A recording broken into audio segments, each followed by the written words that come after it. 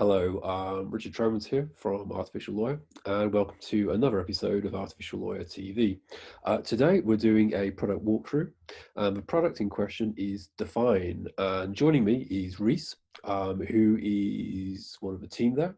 Rhys, could you just tell us a little bit about yourself? Yeah, hi Richard, and thanks very much for having me. So I'm Reece. I head up growth at Define, so everything from sort of sales, marketing, and sort of general market strategy.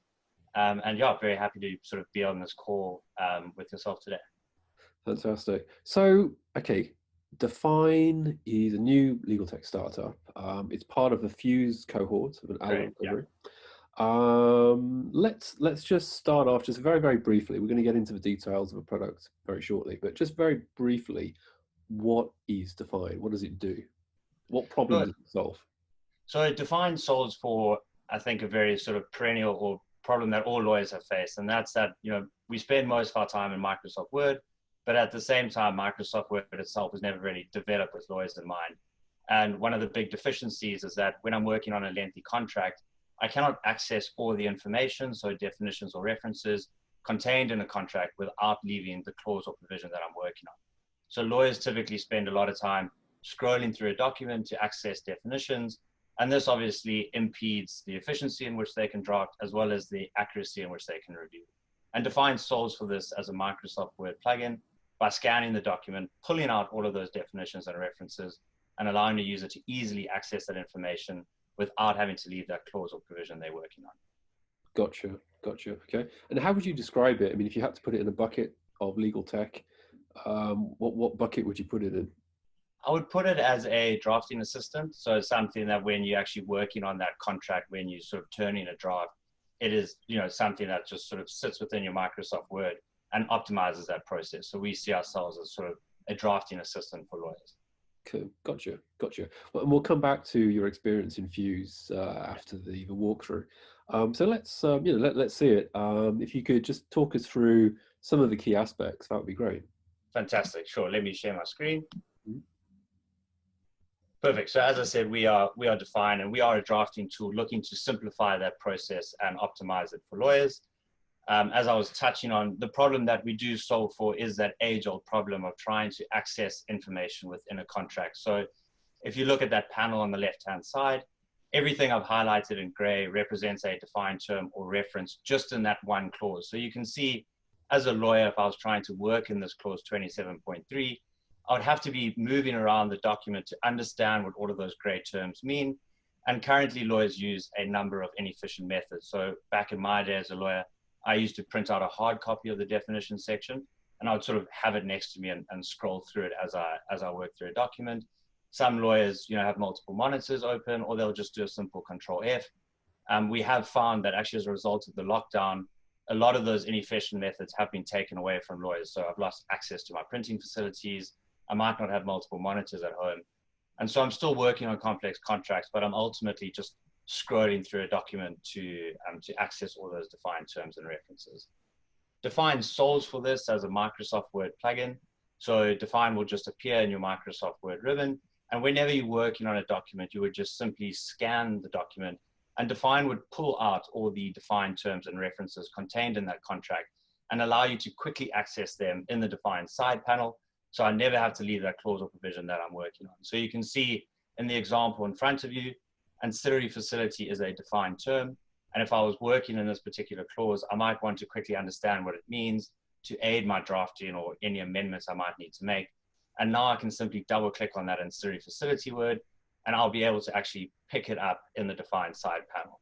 So at this stage, the way Define works is we're a rules-based algorithm. So we're lucky in that, the way lawyers set up contracts and do defined terms, they're essentially structuring the data for us. So Define will scan a document and just pull out all of that information already contained in it, and just basically facilitate the means by which I can access and interact with that information. This itself has a number of benefits. So we consider ourselves a 360-degree drafting and reviewing tool. And that's because I can access all of that information in the contract without leaving that provision I'm working on. And the main sort of angle here is obviously the efficiency gain. So we define this not only as a time saving, but also improved accuracy. So because I'm no longer having to scroll through my document to access those defined terms and references, I can just almost click on it and bring up that information. We almost entirely remove that, that time spent. So some of the pilots that we've done, we've got feedback that this saves between 30 minutes to an hour a day. So it is a very, very real time saving.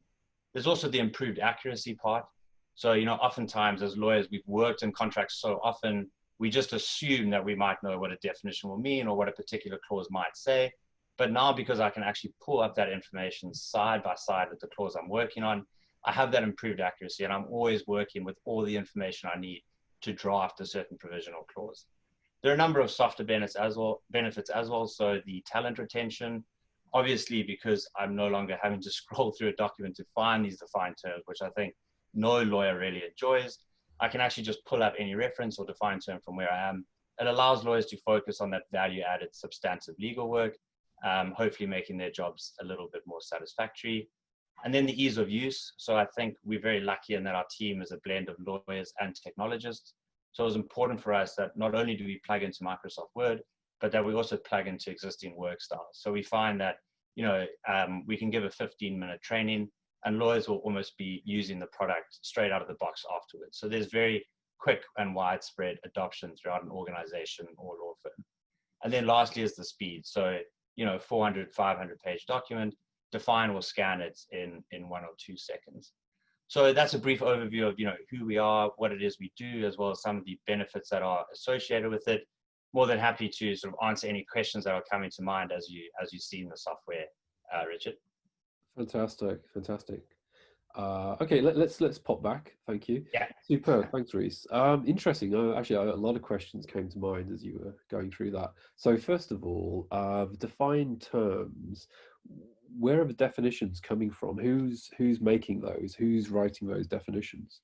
Yeah, so it works just within the contract itself. So we don't necessarily have our own repository of definitions. So define will just scan whatever document or contract that you're working on, and then our rules-based algorithm will actually detect what constitutes a defined term, and then it'll highlight that in the document itself. So we completely local to any user's laptop.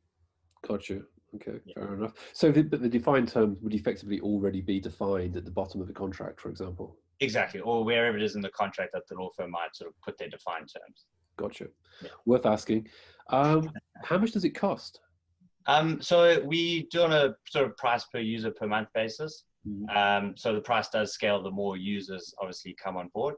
But you know, at this stage, I guess the pricing in software is a very interesting one, just because you know, we try to do it on a value-based model. So we try to look at where value is created. So we do sort of run pilots and we do try to work with the firm to determine where the value is. So the price sort of varies based on the value created. Which is a long way around to not give you an exact price. Yeah. Well, yeah. It's called what are they worth?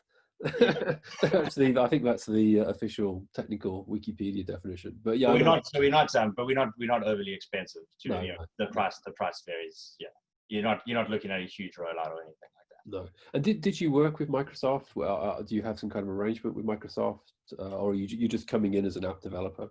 Yeah, exactly. So we're coming in as an app developer. Microsoft is very good in that it does sort of promote people to develop within its platform.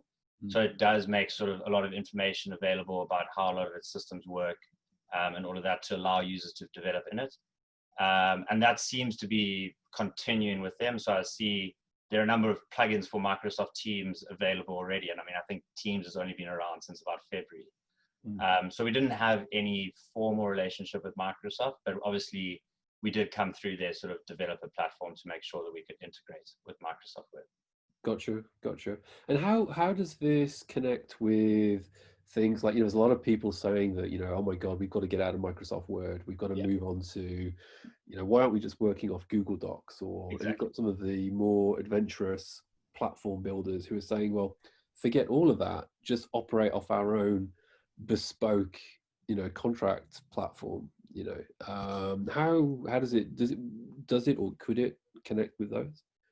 So to be honest, at the moment, definitely not. We're very much just a Microsoft Word plugin. Certainly in our product roadmap, we want to become, let's say, agnostic to whatever the platform or whatever the forum is you use.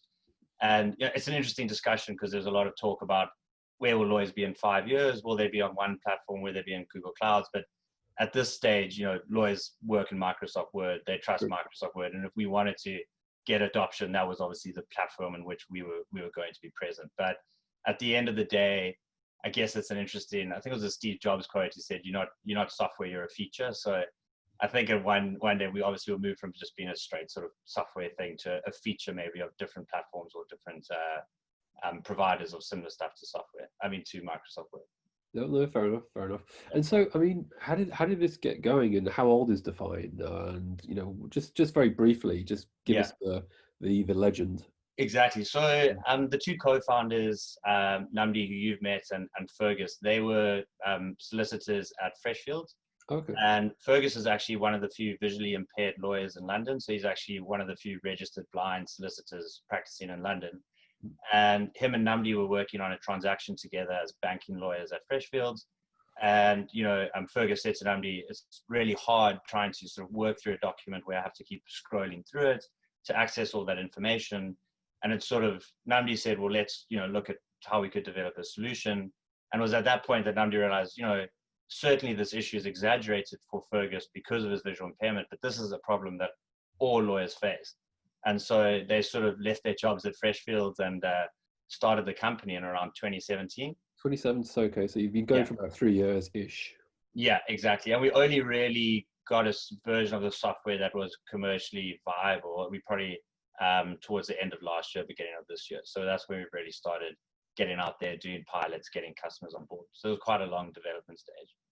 Yeah, no. Well, and I guess because it's got to work, hasn't it? It can't be not working when you go into your pilot. So exactly. Where, in terms of, I mean, if there's a lawyer at a big law firm or even a small law firm watching this and goes, oh, okay, I want that.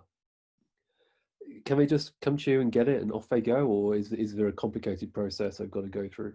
So the complication, to be honest, isn't from our side. So it's very much, you can go to our website or drop me an email and then we would sort of get in touch and we can sort of provide the software.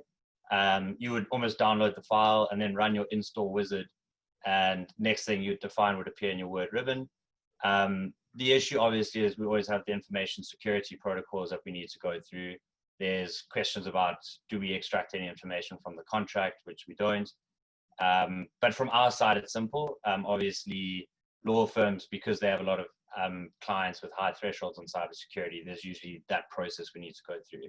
But if there was a one-man sort of a one-woman law firm that, just didn't have that sort of same restrictions, they'd be up and running in 10, 15 minutes. Right, gotcha. Yeah. So it's just sort of the fiddly questions about, are you extracting data and all, and you just got to tick all those boxes, and once that's done, you're off. Exactly. So it's fairly straightforward from our side, correct? Gotcha. Yeah. And do you have any funding yet? And how are you kind of, how are you for cash? Yeah, no, great question. So we were lucky. So we had an angel investor who was a partner himself. So he invested very early on. That money obviously took us through to the development stage. And then sort of end of last year, we kicked off sort of like a seed, basically very early seed round. That's closed. That's sort of closed now. So in terms of cash, I think we're very lucky, given everything that's happened and a lot of startups are struggling. So I think at this stage, we are very lucky in that we do obviously have cash in the bank. We managed to convert some customers very early on. So we brought on Deloitte Legal and Alan Overy this year already. So I think for the next year and a half, we definitely on a good wicket. Fantastic. Well, let's we just got 5 minutes left, so let's talk about Fuse and COVID-19 and all of that. So first of all, congratulations on getting into Fuse. I've been following Fuse ever since it started, and I think it's done a lot of good work. Yeah. How have you found it so far? Because I guess you're not going into the office, are you? No. So we're not. So we were actually part of the Fuse cohort 3, which came in sort of last year, and then we've been renewed for this cohort this year. So this cohort is for the first time a purely virtual cohort. So obviously no one's going in the offices and that, so it's very much all done remotely. I think that being said, Alan and Overy have done a really good job to make sure that they're trying to build that same atmosphere of collaboration and, you know, really get people involved. So we've had sort of lunches, virtual lunches with the different teams and different ways of doing intros and those kind of things.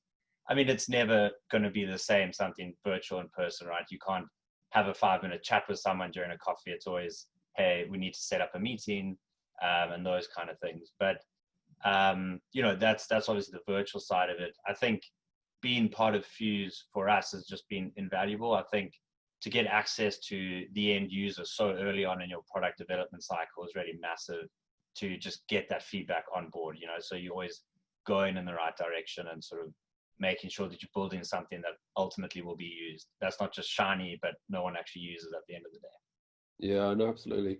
I mean, I guess the good thing with, you know, with your application is that it's so scalable. I mean, you could imagine very large numbers of law firms buying this because, you know, it doesn't really interfere with workflow. It just fits Yeah. into it. It's not like asking them to completely re-engineer a process. So yeah, I would guess, I could be wrong, but I would guess that you'll probably get some interest further down the line Yeah, from. no, exactly. I hope so. And I guess that's where we've been lucky is, you know, our software, whilst it might be simple, it does solve for a real pain point. And, you know, if you're a lawyer who deals with a contract, which is, you know, discipline agnostic, whether you're an employment lawyer or a corporate lawyer or a banking lawyer, at the end of the day, a contract's going to come across your desk. And I think, you know, law firms and organizations like to be able to buy one or get one piece of technology that they can roll out across the firm. Some tech itself is very specific to departments or not even that specific parts of a transaction, and then you only get to see that value if that transaction reaches that stage. So I think we've been lucky from an adoption perspective to be positioned as that kind of technology. Absolutely. And just last thoughts, being a startup during probably the weirdest time in most people's lives, Yeah. how does that feel? I mean, I guess in some ways you're kind of protected more than others in that you're part of Fuse. You know, you haven't got 200 staff. You know, you've got a relatively small Yeah. staff, I understand. So you're not too, over leveraged. I mean, what does it feel like? Um, I mean, again, it's a very good question. I think we are shielded because I think we're in a position where lawyers and law firms have at least been looking at more technology as a result of the lockdown. So we're in a field that not, you know, that's maybe better placed. Obviously, if we were a startup in the hospitality industry, for example, we'd be not too well placed. But that being said, it's a lot of uncertainty, right? There's a lot of interest in technology, but obviously the law firms and the law firms' clients, for example, they don't know necessarily what's going to happen. So people aren't biting down on big sort of investments, which is understandable. So I guess it's just sort of an understanding of where everyone is and sort of trying to, I guess you got to work together more with our clients. So we found prospective clients is very much an open discussion around, listen, what can we do now? What's possible within budgets, within what we can do? But it's a lot of uncertainty from our side. There's just making sure that we counting our pennies, not spending anything that we don't necessarily need to spend because we don't know if it's going to recover in 6 months, 12 months or whatever. So it's just that uncertainty, which I don't think anyone enjoys, right? So Yeah, I know that's true. That's true. Although I personally am seeing signs of life, and I think when it comes to some areas of legal technology, they're almost impervious to market changes. I mean, as long as the large commercial firms keep going, and they clearly are, even if they've trimmed a bit on the edges, yeah. they're going to need a lot of technology just to keep going, and they're going to need to keep up to date with new iterations and so forth. So I'm relatively optimistic, but you're right. It must be an unusual feeling. Exactly. And I think if you could, as you say, I think if you can weather the storm for a bit, and if you're lucky enough to be able to do that, I do think sort of what emerges will be probably a more resilient legal market as a whole. You know, and I mean that not just law firms, but it's your alternative legal service providers, as well as the clients themselves and the technology providers. I think everyone's understood each other a lot better due to this crisis, right? Only when things go upside down do you get a sense of where everyone's heads at and how everyone pictures the market. I think there's been a lot of really great discussions happening during the lockdown that have given insights that probably wouldn't have been given if it wasn't for this lockdown. So the level of understanding and think alignment is a lot better, which hopefully leads to sort of more integration afterwards.